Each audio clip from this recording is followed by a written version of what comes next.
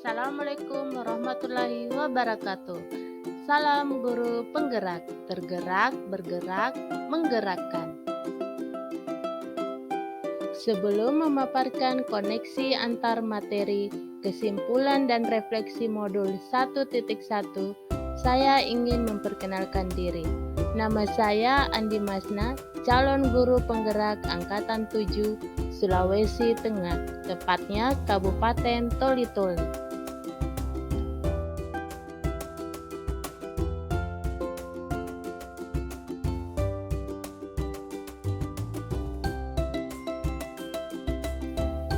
Sebelum mempelajari modul ini, saya percaya bahwa murid akan dikatakan berhasil jika mencapai nilai KKM, bahkan lebih sempurna jika melebihi ambang batas nilai KKM. Menurutku, murid hanya belajar di kelas karena murid hanya akan fokus jika berada di dalam kelas. Saya juga memberikan materi pembelajaran yang hanya tertulis dalam buku pelajaran saja. Saya juga berpendapat bahwa anak merupakan selembar kertas putih, di mana kita harus mengisi lembar kertas itu agar bisa berwarna. Saya juga berpikir bahwa guru harus selalu di depan, bahwa memberikan arahan tanpa melihat keinginan dan kemauan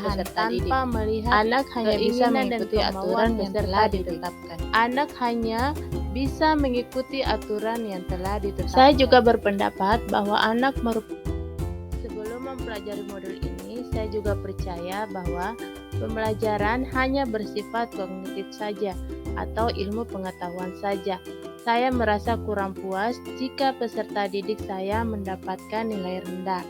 Saya juga memberikan ruang belajar anak hanya terfokus di ruang kelas saja, karena menurutku kelas tempat yang bisa membuat anak lebih konsentrasi.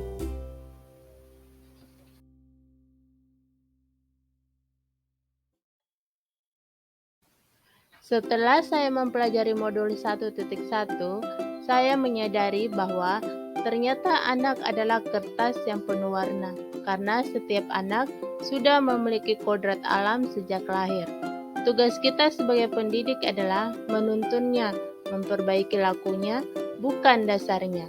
Kita juga membimbing dan mengarahkan anak ke arah yang lebih baik, sesuai kodrat alam dan kodrat zaman di lingkungannya. Setelah mempelajari modul ini, saya juga menyadari bahwa dalam pembelajaran harus menerapkan filosofi Ki Hajar Dewantara untuk menghasilkan generasi bangsa pelajar Pancasila. Pada modul ini, saya juga menyadari bahwa peran guru lebih ke tuturi handayani, di belakang memberi dorongan. Kita harus memberikan kebebasan atau kemerdekaan peserta didik dengan segala kodratnya, sehingga mereka dapat berkreasi, berinisiatif, dan mandiri, sehingga anak mampu mengembangkan minat dan bakat anak itu sendiri. Setelah mempelajari modul ini, saya juga menyadari bahwa anak harus belajar sesuai dengan kodratnya. Seorang anak diberikan kebebasan sesuai kodratnya. Kodrat anak adalah bermain. Maka dalam pembelajaran, guru memberikan materi dengan menyisipkan sebuah permainan yang berhubungan dengan materi itu, sehingga anak merasa senang, dapat menerima pelajaran karena hati dan perasaannya menjadi bahagia. Pembelajaran bukan hanya bersifat kognitif saja, tetapi diselaraskan dengan aspek budi pekerti, menanamkan iman dan takwa pada anak dengan mengajak anak melakukan kegiatan keagamaan bersama.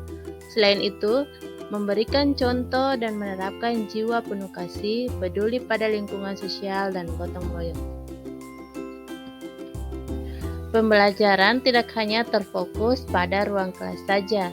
Anak dapat belajar dan berinteraksi dengan lingkungannya. Apa yang mereka pelajari harus mempunyai korelasi dengan kehidupannya, sehingga pembelajaran yang kita laksanakan bisa berguna di kehidupannya bermasyarakat dan bersosial.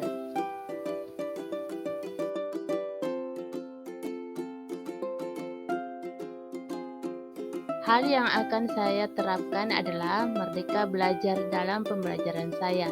Saya mengajak peserta didik untuk bersama-sama mengembangkan perencanaan pembelajaran sehingga mereka lebih semangat dan berminat dalam mengikuti setiap proses pembelajaran yang saya buat.